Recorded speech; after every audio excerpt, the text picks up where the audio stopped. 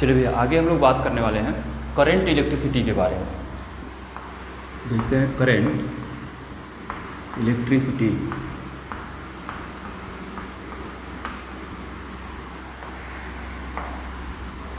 जब पता है अगर हमारे पास कोई भी कंडक्टर हो और उसको किसी एक्सटर्नल एजेंट या एक्सटर्नल बैटरी से अगर हम लोग कनेक्ट करें तो उस कंडक्टर में करंट फ्लो करना शुरू कर देता है।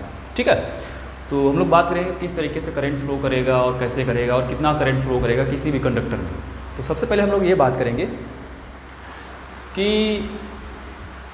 अलग अलग मैटर है तो उसमें करंट कैसे फ्लो करता है। ठीक है, क्या रीज़न होता है। ठीक है, तो सबसे पहले हम लोग बात करेंगे किसी भी सॉलिड केस में या किसी भी कंडक्टर के केस में। तो पहले मैं बात करने जा रहा हूँ कंडक्टर या सॉलिड भी बोल सकते हैं आप। कंडक्टर हमारा जो होगा सॉलिड होगा, तो उसको सॉलिड केस में देखते हैं पहले कि करंट कैरियर्स कौन होता है। तो इन कंडक्टर या इन सॉलिड की बात करें तो हमारा जो करंट कैरियर्स होता है वो फ्री इलेक्ट्रॉन्स होते हैं या फिर आप इसको वैलेंस इलेक्ट्रॉन्स भी बोल सकते हैं। तो मैं लिख दे रहा हूँ current carriers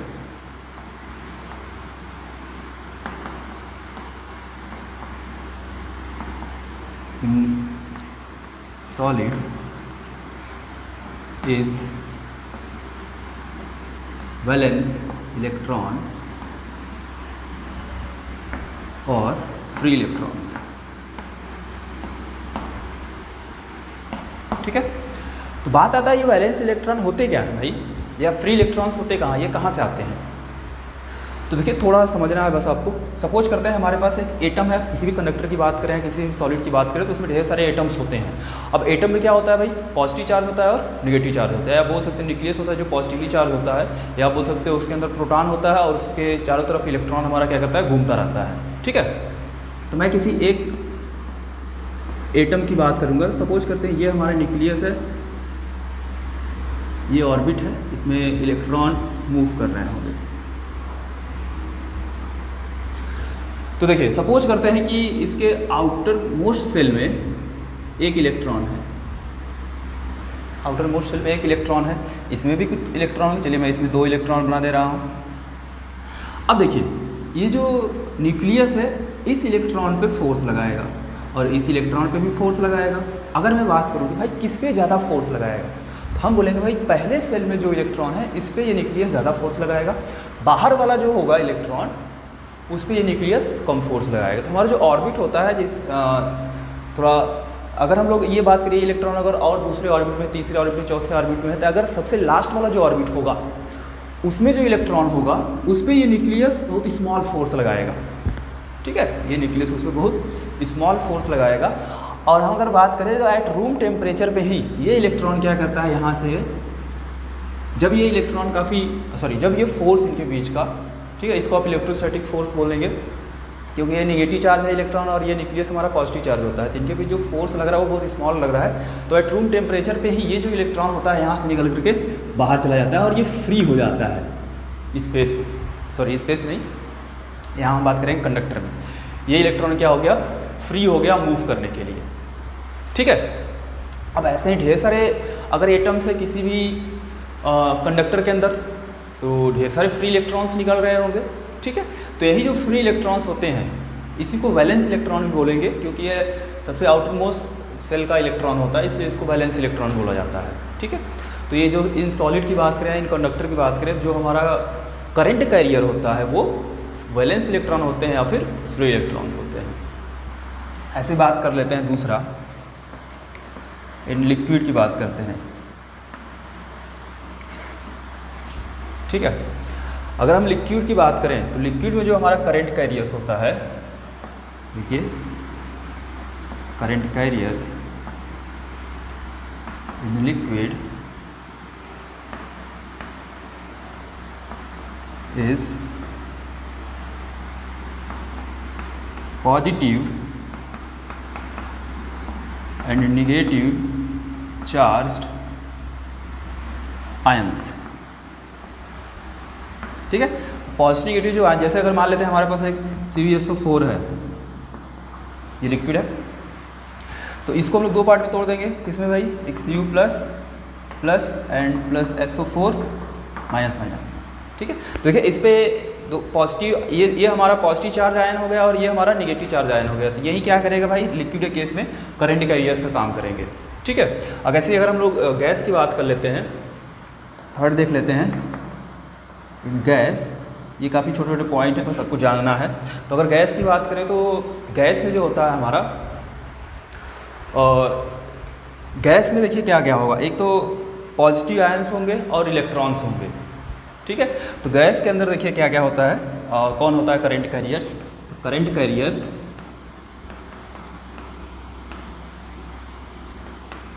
gas is positive ions and electrons, ठीक है। पॉजिटिव आयंस और इलेक्ट्रॉन्स हमारे क्या होंगे गैस के केस में भाई, करंट कैरियर से काम करेंगे। ये बस आपको जानना है, इसको आप नोट कर लीजिएगा साइड में कहीं।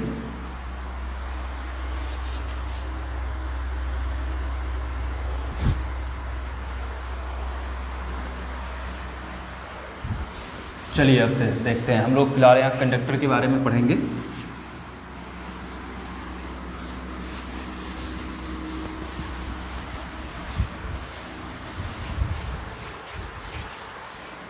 चलिए अब देखते हैं आगे करंट इलेक्ट्रिसिटी के बारे में पढ़ते हैं। देखिए सपोज करते हैं कि हमारे पास एक कंडक्टर है इस तरीके से,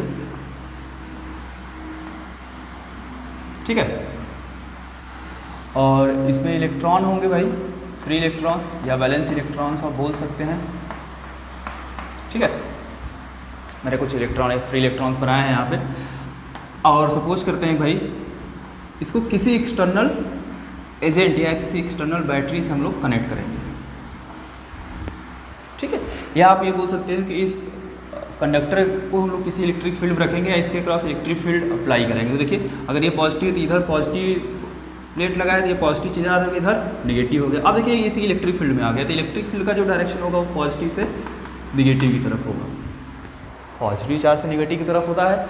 अब जैसे ही ये कंडक्टर इलेक्ट्रिक फील्ड में आएगा, इसमें इलेक्ट्रॉनों का मूवमेंट शुरू हो जाएगा। तो देखिए इलेक्ट्रॉन किधर मूव करेंगे, इलेक्ट्रॉन पे नेगेटिव चार्ज होता है तो ये सब के सब पॉजिटिव की तरफ मूव करना शुरू कर देंगे भाई, ठीक है। सभी इलेक्ट्रॉन किधर मूव करेंगे, पॉजिटिव चार्ज की तरफ मूव करना शुरू कर देते हैं और सर्किट में करंट फ्लो करना शुरू हो जाता है। तो करंट का जो डायरेक्शन होता है बता देता हूँ यहाँ पे, करंट को आई से डिनोट करेंगे तो जो करंट का जो डायरेक्शन होगा वो इलेक्ट्रॉनों के अपोजिट डायरेक्शन में होता है। आप ये बोल सकते हैं भाई इलेक्ट्रिक फील्ड के डायरेक्शन में होगा करंट का डायरेक्शन, ठीक है।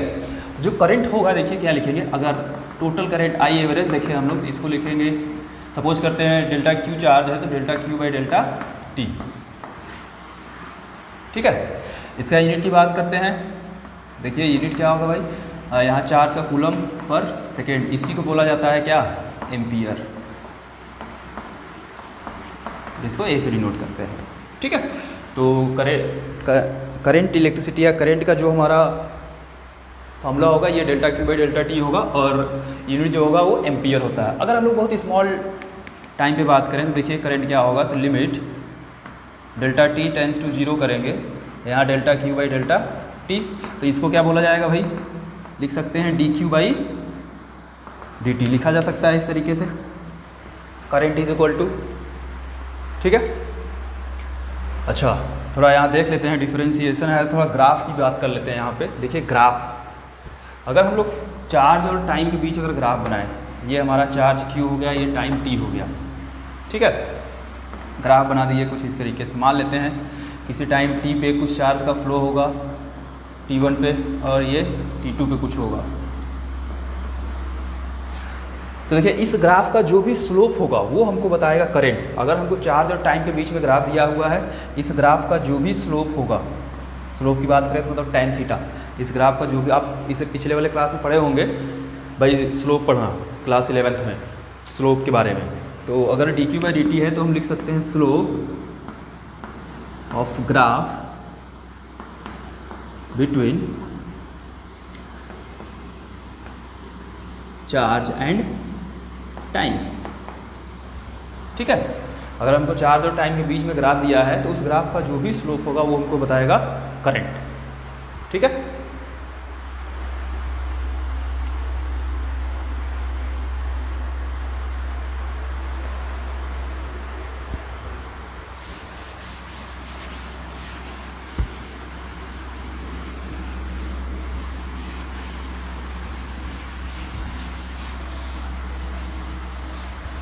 अब थोड़ा इसके ये किस टाइप का क्वांटिटी है थोड़ा इस पर बात कर लेते हैं। ये भाई स्केलर क्वांटिटी है या फिर वेक्टर क्वांटिटी है करंट हमारा। तो देखिए अगर मान लेते हैं कि यहाँ पे करंट गया 3 एम्पियर का, यहाँ पे करंट गया 2 एम्पियर का, तो मैं पूछूँ भाई तो बताइए इधर कितना करंट गया, तो आप कितना बताओगे भाई 5 एम्पियर का। ठीक है, अच्छा भाई तो अब आगे देखते हैं। अब हमको ये जानना है कि भाई ये वेक्टर है या फिर स्केलर है। ठीक है, तो वेक्टर में क्या होता है भाई, वेक्टर में अगर हम देखा जाए तो उसमें मैग्नीट्यूड के साथ साथ डायरेक्शन भी होता है। तो इसमें भी देखिए मैग्नीट्यूड के साथ साथ क्या है, डायरेक्शन है। करंट में क्या है, मैग्नीट्यूड भी दिया है और साथ साथ डायरेक्शन भी दिया है करंट का। ठीक है, लेकिन अगर हम थोड़ा एडिशन करें तो 2 एम्पियर और 3 एम्पियर का अगर सपोज करते हैं इनके बीच का एंगल अगर 90 डिग्री है, तो ये जो 5 एम्पियर आया है, इनका जो रिजल्टेंट आएगा क्या वो 5 एम्पियर आएगा तब? अगर हम लोग वेक्टर के टर्म देखें तो 5 एम्पियर नहीं आना चाहिए अगर आप रिजल्टेंट की तरीके से निकालें तो। लेकिन यहाँ पे कितना आ रहा है भाई, 5 एम्पियर आ रहा है। हमने क्या किया है कि स्केलर की तरह इसको जोड़ दिया है सिंपली। ठीक है, तो देखिए करंट में मैग्नीट्यूड के साथ साथ डायरेक्शन भी होता है, बट ये क्या होता है कि वेक्टर के रूल को नहीं फॉलो करता है। ये वेक्टर के रूल को फॉलो नहीं करता है, इस वजह से इसको हम लोग वेक्टर क्वांटिटी नहीं बोलते हैं। ठीक है, इसलिए इसको स्केलर बोला जाता है। लेकिन अभी स्केलर भी इसको नहीं बोलेंगे। स्केलर में एक चीज़ देखते हैं, ऐसे क्वांटिटी को हम लोग बोला जाता है टेंसर क्वांटिटी।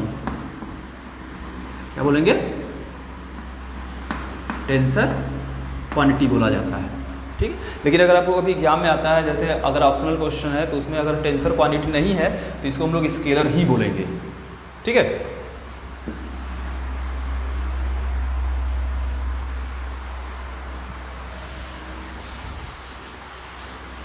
तो जो करंट हमारा होता है टेंसर क्वांटिटी होता है। तो कुछ करंट के टाइप्स देख लेते हैं। तो टाइप्स ऑफ करंट,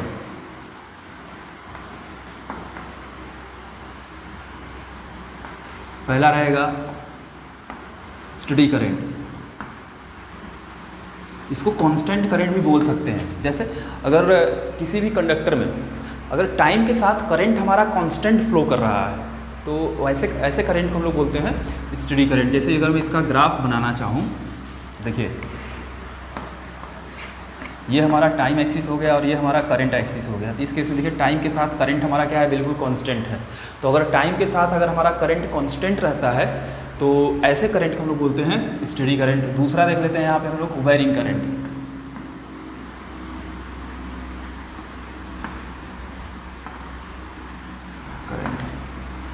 देखिए अगर टाइम के साथ अगर हमारा करंट चेंज कर रहा है या वेरी कर रहा है तो ऐसे करंट को बोला जाता है वेरिंग करंट। जैसे टाइम मान लेते हैं इंक्रीज कर रहा है, करंट भी हमारा क्या कर रहा है, कुछ इस तरीके से देखिए वेरी करते हुए मूव कर जा रहा है। ठीक है, इसका ग्राफ हमारा जो भी है, तो ये ग्राफ अगर हम देखें तो ये तो इसमें टाइम के साथ जो करंट हमारा है देखिए बार बार चेंज हो रहा है या फिर वेरी कर रहा है, तो ऐसे करंट को बोला जाता है वेरिंग करंट। नेक्स्ट आता है third alternating current.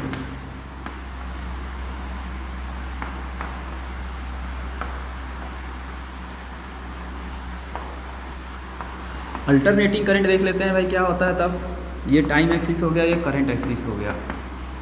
Alternating current क्या भाई होता है कि अगर करंट हमारा टाइम के साथ एक डिफिनिट इंटरवल में इंक्रीज करे और डिक्रीज करे, ठीक है, या करंट हमारा वेरी करे बट एक डिफिनिट टाइम के बीच में बार बार वही पैटर्न हमारा बनता जाए, तो ऐसे करंट को बोला जाता है अल्टरनेटिंग करंट। देख लेते हैं कैसे, जैसे देखिए, ठीक है, देखिए अगर हम यहाँ से यहाँ तक की बात करें तो ये अगर इतने टाइम की बात करते हैं तो देखिए इतने टाइम में फिर ये सेम ग्राफ बना है, फिर इतने टाइम में आगे सेम ग्राफ बनेगा, मतलब सेम तरीके से वेरी करेगा सेम टाइम इंटरवल में। तो ऐसे करंट को हम लोग बोलते हैं अल्टरनेटिंग करंट। ठीक है,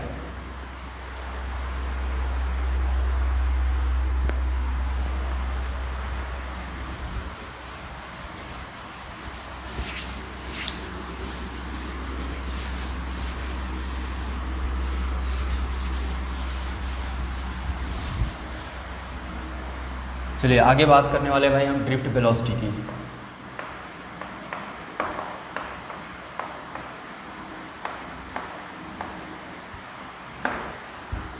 ड्रिफ्ट वेलोसिटी, तो देखिए भाई ड्रिफ्ट वेलोसिटी क्या होता है। तो अब सपोज करते हैं कि हम भाई हमारे पास एक कंडक्टर है, थोड़ा बड़ा बनाते हैं कंडक्टर यहाँ पे हम लोग।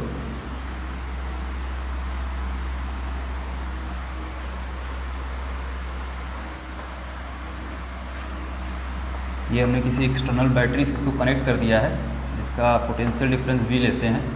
अगर ये पॉजिटिव प्लेट है तो इधर भी क्या होगा, ये पॉजिटिव सपोज कर लेते हैं, और ये क्या हो जाएगा तब निगेटिव हो जाएगा। अभी मान लेते हैं यहाँ हम एक की लगा देते हैं, ठीक है। तो अभी कुछ नहीं होगा, इस सर्किट में कुछ नहीं होगा। अभी जो इलेक्ट्रॉन इसके अंदर जो होंगे free electrons,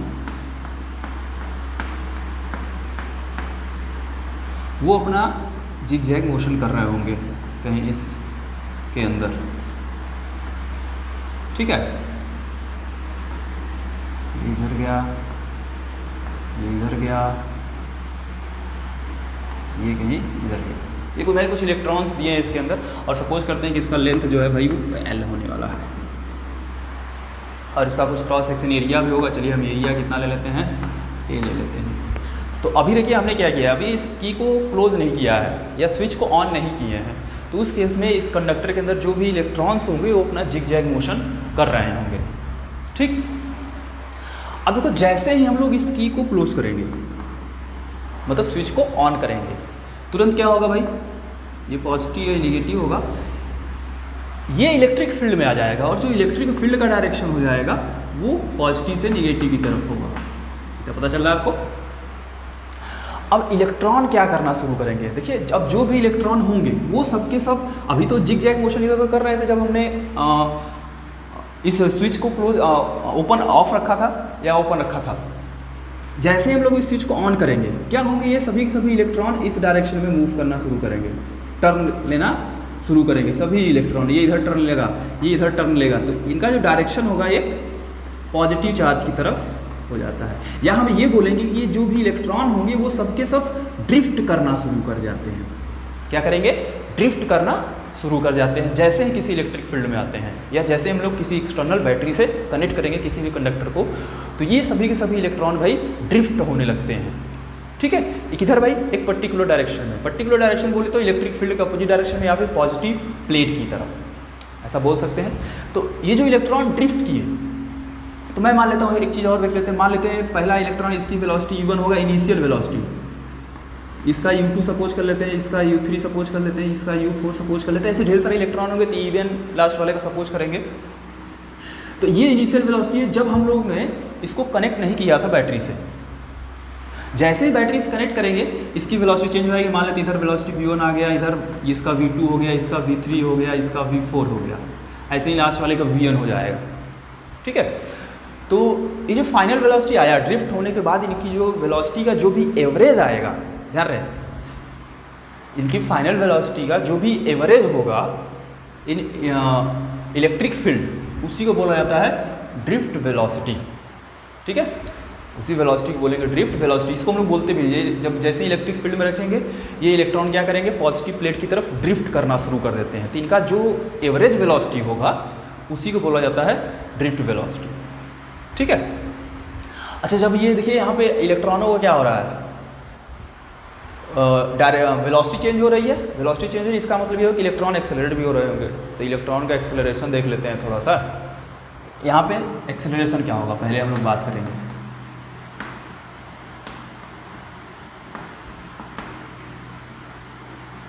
acceleration of electrons, ठीक है। देखिए क्या होगा, हमने एक फार्मूला पढ़ा है भाई, लिख सकते हैं force is equal to mass into acceleration होता है, इज इक्वल टू हमने पढ़ा है Q इंटू ई, ठीक है, यही पढ़े हैं। तो A इज इक्वल टू क्या लिखेंगे, QE बाई M।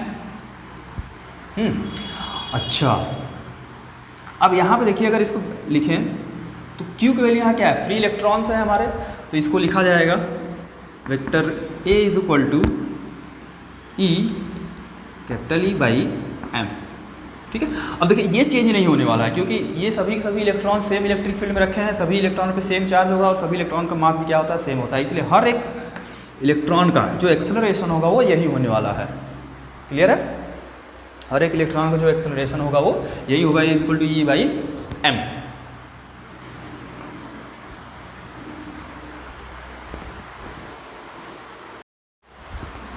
और आगे अगर हम इस एक्सेलरेशन को अगर हम देखते हैं तो देखिए, इसको अगर आप और अच्छे से लिखना चाहें तो हम acceleration A is equal to लिख सकते हैं कि इलेक्ट्रॉन नेगेटिव चाहे तो minus E by M.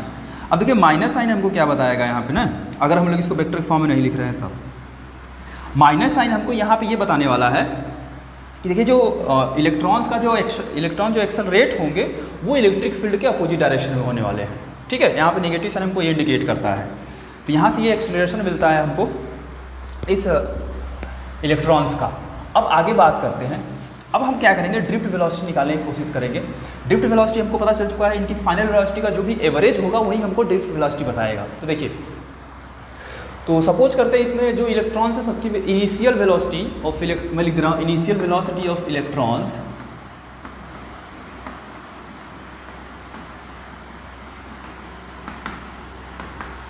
Initial velocity of electrons. Initial velocity का बात कर रहे हैं, इसका मतलब ये होगा कि जब ये इलेक्ट्रिक फील्ड में नहीं रखे गए थे।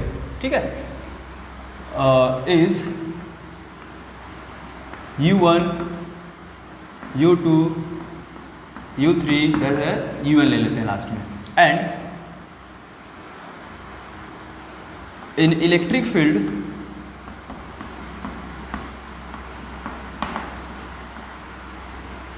द वेलोसिटी ऑफ इलेक्ट्रॉन्स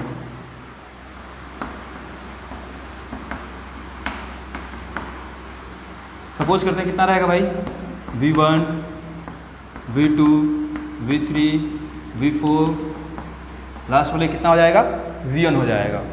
तो अब इसको ड्रिफ्ट होने में, इलेक्ट्रॉन को ड्रिफ्ट होने में, अपना डायरेक्शन चेंज करने में कुछ ना कुछ टाइम लगा होगा। इसका मतलब वेलोसिटी पहले अगर सपोज करते हैं u1 था तो v1 होने में कुछ ना कुछ टाइम लगेगा। मान लेते हैं पहले इलेक्ट्रॉन के लिए टाइम t1 लगा, दूसरे के लिए टाइम t2 लगा, तीसरे के लिए टाइम t3 लगा। तो देखिए, यूजिंग या फ्रॉम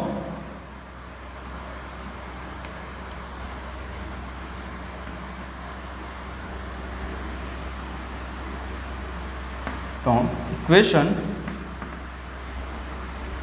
ऑफ मोशन की बात करते हैं। फर्स्ट इक्वेशन ऑफ मोशन की बात करेंगे तो हम लोग पढ़े हैं v इज इक्वल टू होता है u प्लस ए टी। तो यहाँ पे हम लोग पहले इलेक्ट्रॉन की बात करें तो लिखेंगे v1 is equal to u1 plus A T one, क्योंकि एक्सेलरेशन सभी इलेक्ट्रॉनों का सेम होने वाला है। तो v2 इज इक्वल टू क्या लिखेंगे, u2 plus A T to. ऐसे ही v3 क्या लिखेंगे, u3 plus A T three dash dash. ऐसे v1 लिखते हैं तो v1 इज इक्वल टू लिखेंगे u1 plus A T N. ठीक है, ये पूरे इलेक्ट्रॉनों की जो होगी ये मैंने अलग अलग वेलोसिटी लिखा हुआ है। अब क्या करते हैं, इन सभी को हम लोग ऐड कर देते हैं। तो एडिंग इक्वेशन या इक्वेशंस क्या लिखेंगे, देखिए v1 plus v2 plus v3 plus ये जाएगा vn तक इज इक्वल टू, आगे क्या लिखेंगे, देखिए u1 प्लस u2 प्लस ये un तक जाएगा प्लस इसको देखिए क्या लिखेंगे at1 प्लस at2, ये भी कहाँ तक जाएगा atn तक जाने वाला है। ठीक है, अब मैं आगे क्या करने वाला हूँ, दोनों साइड n से डिवाइड कर देते हैं, क्योंकि हमको एवरेज निकालना है। तो एवरेज के लिए हमको n से डिवाइड करना होगा। तो अगर n से डिवाइड करेंगे तो यहाँ देखिए n हो जाएगा, यहाँ पे भी n हो जाएगा और यहाँ पे भी डिवाइडेड बाई n हो जाएगा। अब देखिए एक बात थोड़ा इस पे कर लेते हैं हम लोग भाई, इसकी बात कर लेते हैं। ये एवरेज वेलोसिटी है कब, किसका, जब ये इलेक्ट्रिक फील्ड में नहीं था।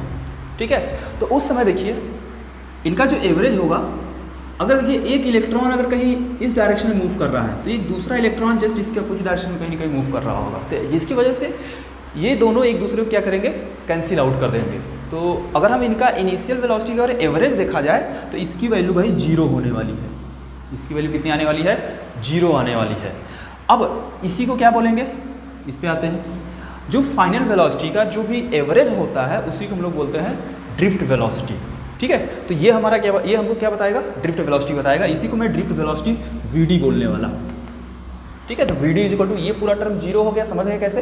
यहाँ से अगर मैं एक कॉमन ले लूँ तो देखिए क्या मिलेगा, t1 प्लस t2 प्लस ये tn तक जाएगा अपॉन n। ठीक है, एक तरीके से टाइम का एवरेज आ गया। ठीक है, इस टाइम का जो एवरेज होता है इसको हम लोग बोलेंगे रिलैक्सेशन टाइम। इसको क्या बोला जाएगा, रिलैक्सेशन टाइम। तो इसको मिटा दे रहा हूँ।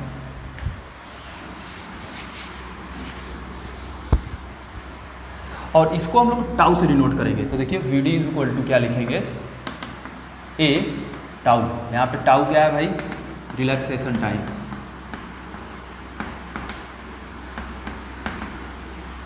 ठीक है, इसी को बोला जाएगा जो टाइम का जो एवरेज होगा। अब एक्सेलरेशन हमने फाइंड करके रखा था, तो V D is equal to acceleration क्या था, minus E by M into tau. ठीक है। अच्छा अब एक चीज़ और देखिए, अब यहाँ निगेटिव साइन हमको क्या बता रहा है कि जो इलेक्ट्रॉन को जो ड्रिफ्ट वेलोसिटी होगा वो इलेक्ट्रिक फील्ड का अपोजिट डायरेक्शन में। देखिए हो रहा है क्या, इलेक्ट्रॉन क्या कर रहे हैं, इस डायरेक्शन में मूव कर रहे हैं, इलेक्ट्रिक फील्ड का अपोजिट डायरेक्शन में ड्रिफ्ट हो रहे हैं सभी इलेक्ट्रॉन। तो यहाँ निगेटिव साइन हमको ये बताएगा, इसको वेक्टर के फॉर्म में लिखेंगे। तो V D is equal to E by M into tau. ठीक है, ये हमको मिलता है drift velocity.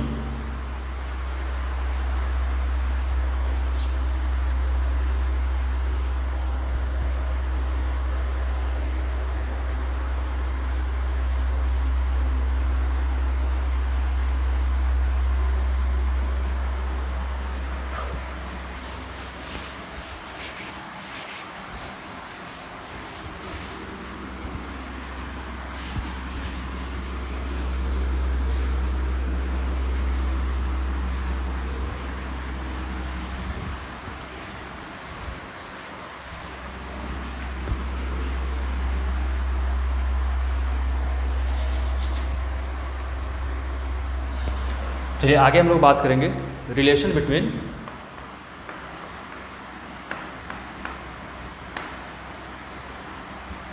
Drift velocity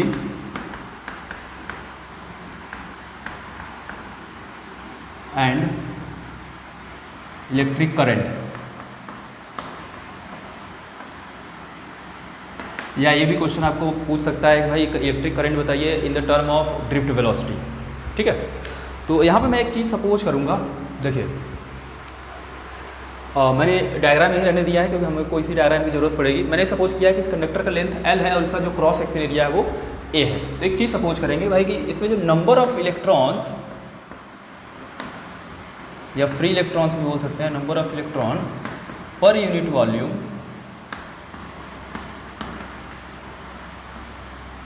volume of the conductor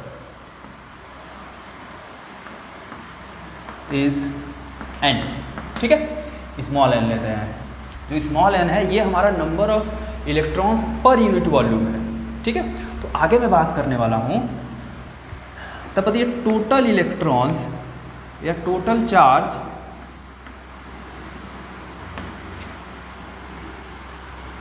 या total electrons in the conductor कितना होगा भाई। इसको मैं चलिए यही चार्ज होगा हमारा, इसको Q से डिनोट कर रहे हैं। ठीक है, इसी को मैं Q से डिनोट कर रहा हूँ। तो देखिए टोटल चार्ज कितना होगा इलेक्ट्रॉन पे। अगर स्मॉल n जो है वो number of electrons per unit volume है, तो टोटल नंबर ऑफ जो इलेक्ट्रॉन होंगे, टोटल नंबर ऑफ इलेक्ट्रॉन्स, वही हमको टोटल चार्ज बताएगा। देखिए कितना होगा, पहले total number of electrons into क्या करेंगे हम लोग, सॉरी हमको टोटल चार्ज चाहिए, इस पर टोटल चार्ज लिखते हैं।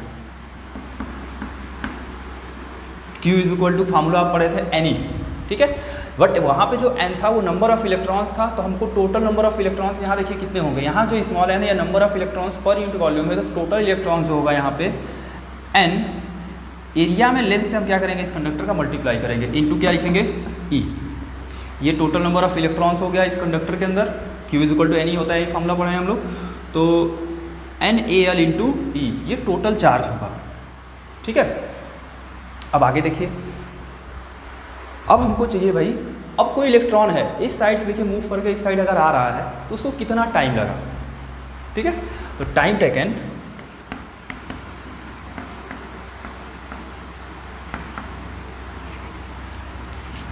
सपोज करते हैं टाइम अगर t है, इसको टाइम t लगा, तो देखिए t इज इक्वल टू क्या होगा। जैसे आप पढ़े हैं distance speed is equal distance upon time, तो टाइम इज इक्वल टू क्या लिखेंगे, डिस्टेंस अपॉन स्पीड।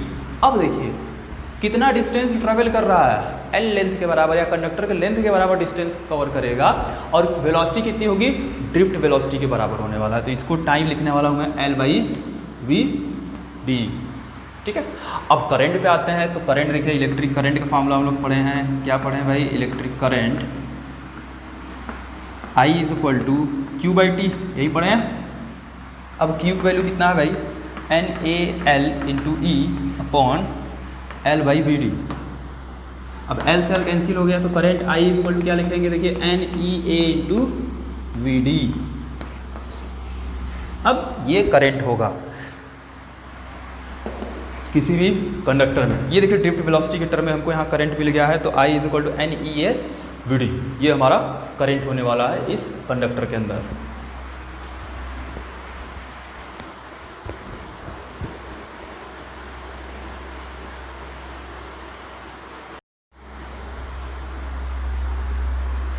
चलिए भी आगे हम लोग बात करेंगे ओम्स लॉ के बारे में।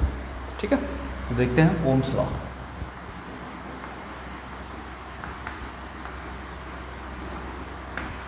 ठीक है, ओम्स लॉ क्या कहता है कि भाई अगर किसी भी सर्किट में या किसी भी कंडक्टर के क्रॉस अगर हम कोई बैटरी कनेक्ट करें, ठीक है, या अब सपोज कर लेते हैं, चलिए हम छोटा सा एक हमारे पास कंडक्टर है,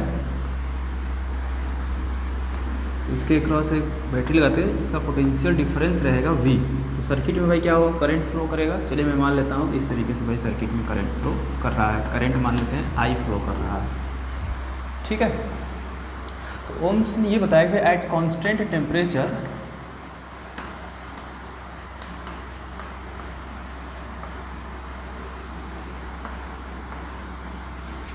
में बात करें तो जो करंट होगा वो डायरेक्टली प्रोपोर्शनल होता है पोटेंशियल डिफरेंस के। ठीक है, अब ये देखा गया तो यहाँ पे V/I का जो रेशियो होता है यहाँ से कांस्टेंट आता है। ठीक है, V/I का रेशियो क्या आएगा, कांस्टेंट, और इस कांस्टेंट को एक नाम दिया गया, इसको मैं लिख सकता हूँ, इस कांस्टेंट को लिखा गया R, जिसको बोलते हैं रेजिस्टेंस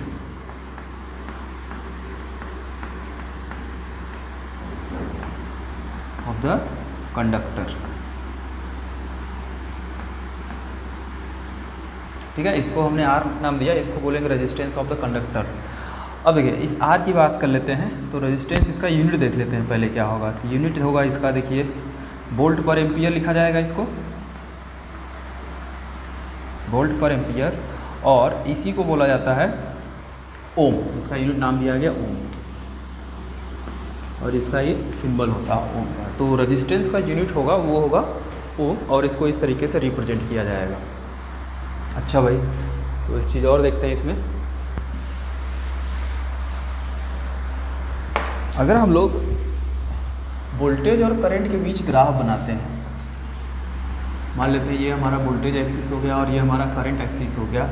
ठीक है, अगर हम ग्राफ बनाते हैं, ये ग्राफ कुछ ऐसा होने वाला है, अगर वोल्टेज 0 होगा तो करंट क्या होगा, 0 होगा। ये कांस्टेंट ग्राफ बनेगा। देखिए एक कांस्टेंट है R हमारा, तो इसका ग्राफ भी क्या होगा, बिल्कुल एक स्ट्रेट बनता है। अच्छा, एक चीज़ यहाँ और देख लेते हैं, यहाँ जो हमको V/I बता रहा है, वोल्टेज और करंट का जो रेशियो हो वही हमको बता रहा है रेजिस्टेंस। तो इस ग्राफ से अगर देखें तो रेजिस्टेंस अगर देखा जाए तो इस ग्राफ का जो भी स्लोप होगा वो हमको बताएगा रेजिस्टेंस। अगर वोल्टेज और करंट के बीच में ग्राफ दिया है तो उस ग्राफ का जो भी स्लोप होगा वो हमको बताएगा रेजिस्टेंस। तो रेजिस्टेंस = मैं यहाँ लिख सकता हूँ कि भाई slope of graph between voltage and current. ठीक है, तो वोल्टेज और करंट के बीच जो भी स्लोप होगा वही हमको बताएगा रेजिस्टेंस। अच्छा भाई, तो इसका ओम्स लॉ का ये थ्योरेटिकल पार्ट है, इसका डायरेक्शन देख लेते हैं।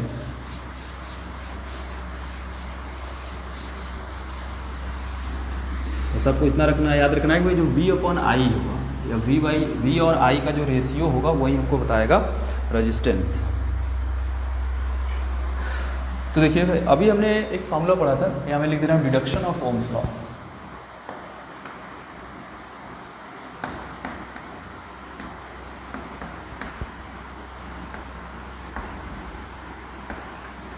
ठीक है।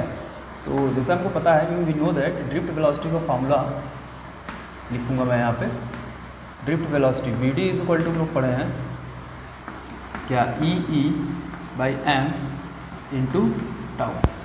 अभी हम उसी कंडक्टर की बात करेंगे। एक कंडक्टर हमारे पास है, सपोज करते हैं उसका लेंथ एल है और पोटेंशियल डिफरेंस वी है, तो ई इज इक्वल टू हम लोग लिख सकते हैं वी बाई एल, लिखा जा सकता है। ठीक है, अब इसकी वैल्यू आप पुट करेंगे तो वी डी को देखिए क्या लिखेंगे, V D is equal to लिखा जाएगा ई और इलेक्ट्रिक फील्ड को वी बाई एल लिख सकते हैं, तो V by M into L into tau. ठीक है, ये ड्रिफ्ट वेलोसिटी हो गया, इसको हम इक्वेशन 1 लेंगे यहाँ पे।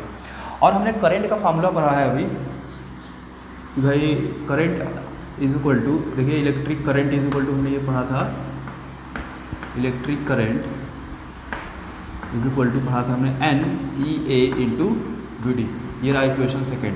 इक्वेशन फर्स्ट और सेकेंड से क्या करेंगे भाई, हम लोग वी डी की वैल्यू जो है इक्वेशन नंबर सेकेंड में पुट करते हैं। तो from equation first and second से बात करें अगर हम लोग, तो आई इज इक्वल टू देखिए लिख सकते हैं हम लोग N E A into V D की वैल्यू कितना है, ये यहाँ पुट करेंगे, तो देखिए E V by M L into tau. ठीक है, अच्छा अब इसको थोड़ा और ऐसे, तो आई इज इक्वल टू देखिए क्या लिखेंगे, एन ई स्क्वायर हो जाएगा A by M L into tau into V. ठीक है, तो यहाँ से अगर मैं v अपॉन आई निकालूँ, v बाई आई देखिए क्या आएगा, यहाँ से आएगा M L upon N E square A into tau. ठीक है, यहाँ से v बाई आई क्या मिलेगा हमको, M L upon N E square A into tau. अब देखिए ये पूरा पूरा चीज़ अगर हम देखें, ये कांस्टेंट रहने वाला है क्या किसी भी कंडक्टर का।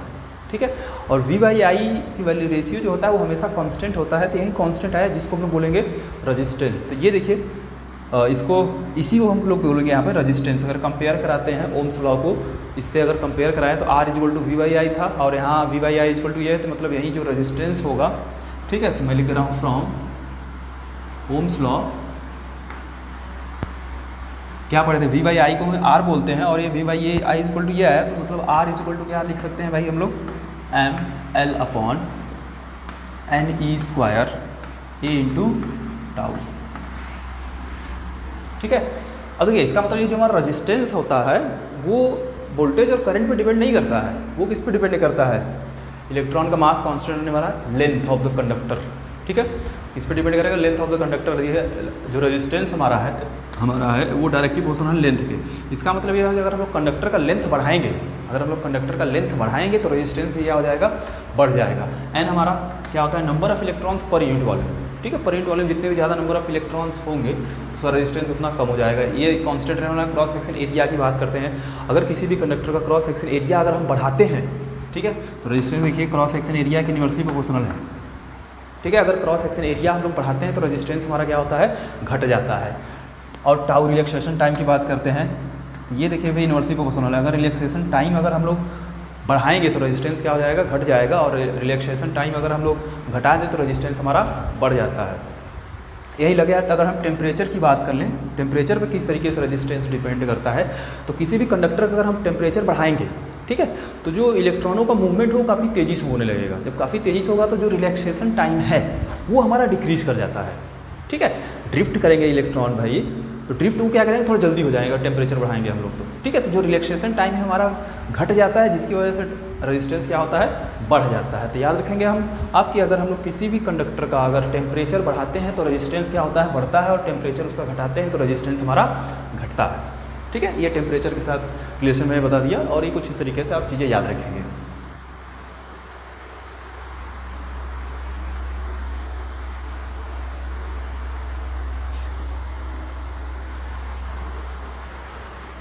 चलिए आगे रेजिस्टिविटी पढ़ लेते हैं।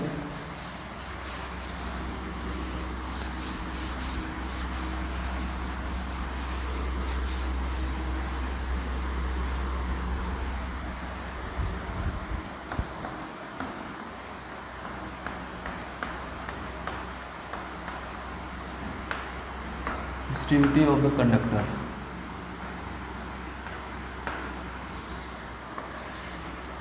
ठीक है, इसको स्पेसिफिक रेजिस्टेंस भी बोलते हैं, और स्पेसिफिक रेजिस्टेंस। ठीक है, तो देखिए आपने भी पढ़ा कि R इज इक्वल टू क्या होता है भाई, ml upon N E square A into tau. इसको हटा देते हैं, अब इसको नोट कर लिए हम। अब देखिए तो इसको लिख सकते हैं R इज इक्वल टू, थोड़ा इसको आपस में अरेंज करना होगा, तो m by N E square tau into L by A. ठीक है, अब यहाँ पे जो ये टर्म आया m upon N E square into tau, इसी को हम एक नया नाम देंगे रजिस्टिविटी। अगर ये देखें तो किसी भी कंडक्टर का अगर लेंथ और एरिया अगर चेंज करें तो ये चीज़ें हमारा हमेशा कांस्टेंट रहने वाला है। तो m upon N E square into tau, इसी को हम लोग रजिस्टिविटी बोलते हैं और इसको रो से डिनोट करते हैं। ठीक है, तो रजिस्टिविटी हमारा कितना होता है, m upon N E square into tau. तो यहाँ देखिए R इज इक्वल टू क्या लिखेंगे, रो एल बाई ए। ठीक है, अब देखिए रजिस्टिविटी रो किस पे डिपेंड कर रहा है भाई, रो किस पे डिपेंड कर रहा है, तो रो देखिए रजिस्टिविटी हमारा डिपेंड करेगा किसके, उसके अंदर जो नंबर ऑफ इलेक्ट्रॉन्स होंगे प्लस रिलैक्सेशन टाइम पे डिपेंड करेगा। ठीक है, तो ये सारी चीज़ें हैं जिस पे रजिस्टिविटी हमारा डिपेंड करेगा। एक तरीके से आप ये बोल सकते हैं कि भाई जो हमारा कंडक्टर है किस मटेरियल का बना है, रजिस्टिविटी उस पर कंडक्टर के मटेरियल पे डिपेंड करेगा। ठीक है, उसके शेप और साइज पे डिपेंड नहीं करने वाला है, रजिस्टिविटी उसके शेप और साइज पे डिपेंड नहीं करेगा, वो किस पे डिपेंड करेगा, वो किस मटेरियल का बना हुआ है। ठीक है, कंडक्टर हमारा वो रजिस्टिविटी बताता है। ठीक है, जो रजिस्टिविटी है उस पर डिपेंड करेगा। तो हमको R इज इक्वल टू मिला रो एल बाई ए। थोड़ा सा इसका यूनिट हम बात करेंगे रजिस्टिविटी का। तो रजिस्टिविटी का अगर हम यूनिट देखें,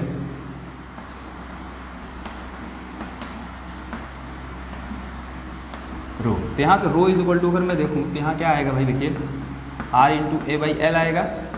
अब इसका यूनिट होता है ओम, एरिया का मीटर स्क्वायर, लेंथ का मीटर। ठीक है, ये कैंसिल होगा, तो रजिस्टिविटी का जो यूनिट आएगा वो आएगा ओम मीटर। ठीक है, ये इसका यूनिट होगा रजिस्टिविटी का।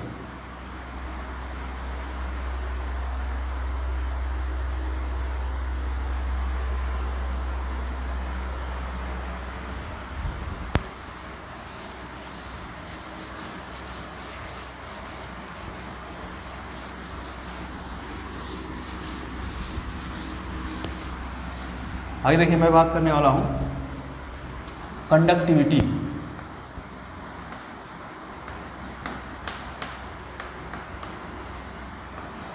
कंडक्टिविटी देखिए हम लोग सिग्मा से डिनोट करेंगे। तो कंडक्टिविटी जो होता है, reciprocal of the resistivity is called conductivity. Reciprocal of the resistivity is called conductivity. तो हम लोग कंडक्टिविटी सिग्मा से डिनोट करते हैं, तो कंडक्टिविटी इज इक्वल टू लिख सकते हैं 1 बाई रजिस्टिविटी। ठीक है, इसका यूनिट देख लेते हैं। तो इसका जो यूनिट होगा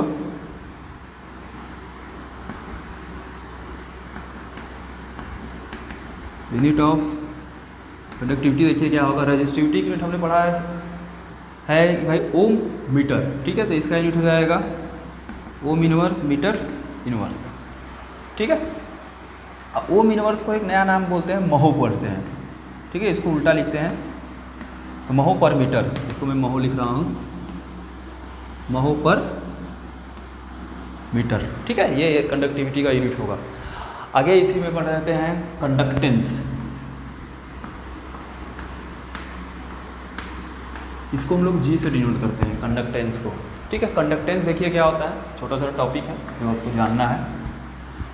कंडक्टेंस होता है, it is the reciprocal of the resistance is called conductance. ठीक है, the reciprocal of the resistance is called conductance. तो conductance G is equal to लिख सकते हैं, देखिए क्या 1 बाई आर रेजिस्टेंस, या कंडक्टेंस इज इक्वल टू लिखेंगे 1 बाई रेजिस्टेंस। ठीक है, यूनिट देख लेते हैं जी का। ठीक है, इसका यूनिट होगा, देखिए 1 अपॉन रेजिस्टेंस है तो इसको ओम इनवर्स लिख सकते हैं, ओम इनवर्स लिखेंगे, या इसी को हम लोग महो बोलेंगे। इसका ये उल्टा होता है सिंबल। ठीक है। अच्छा, इसी को साइमन भी बोलते हैं, इसी को हम लोग साइमन भी बोला जाता है यूनिट, ठीक है। और इसको हम लोग एस से डिनोट करते हैं। तो कंडक्टेंस का मैंने आपको 3 यूनिट बता दिया, एक ओम यूनिवर्स हो गया, ठीक है, एक महो हो गया और एक साइमन हो गया। तो ये इसका यूनिट होगा यहाँ से।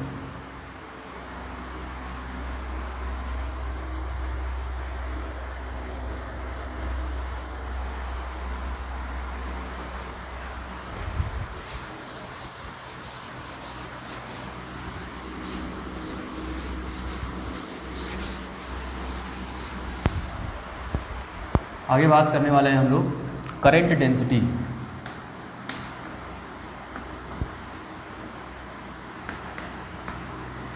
इसको जे से डिनोट करते हैं हम लोग, ठीक है।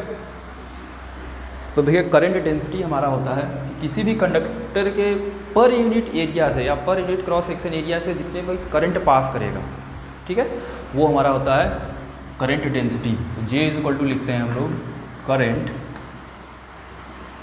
अपॉन एरिया, ठीक है, या जे इज इक्वल टू लिख सकते हैं आई बाई ए। यूनिट देख लेते हैं भाई, यूनिट लिखेंगे तो एम्पियर पर मीटर स्क्वायर, ये इसका यूनिट होगा। थोड़ा सा इसको और आगे एक्सपेंड करते हैं। तो हमने करंट का फार्मूला पढ़ा है, क्या पढ़े भाई, N E A into V D upon A. तो ए से कैंसिल हो जाएगा, तो जे इज इक्वल टू एक नया फार्मूला मिलेगा N E into V D, ठीक है। देखिए जो करंट डेंसिटी आया वो हमारा वी डी के डायरेक्टली प्रोपोर्शनल आया।